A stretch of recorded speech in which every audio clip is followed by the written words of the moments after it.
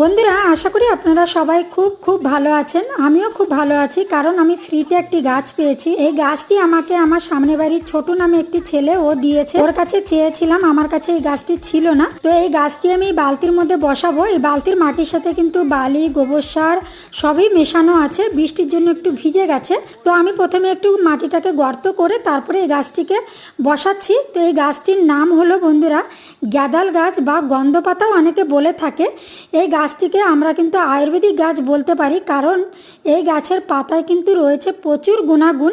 আপনার মুখে যদি রুচি না থাকে, পেটে যদি কোনো রকমের সমস্যা হয়, এই গাছের পাতা কিন্তু বড়া কিংবা বাটা কিংবা ঝোল যেটাই খান আপনার কিন্তু খুব উপকারে লাগবে। তো দেখুন বন্ধুরা, গাছটি লাগানোর এক সপ্তাহ পরে কিন্তু গাছটিতে নতুন নতুন কচি কচি কত পাতা ছাড়তে শুরু করে দিয়েছে। আর কিছুদিন গেলে কিন্তু আরো অনেক পাতা হবে। তো বন্ধুরা, ভিডিওটা ভালো লাগলে প্লিজ লাইক করে পাশে থাকবেন। Thank you.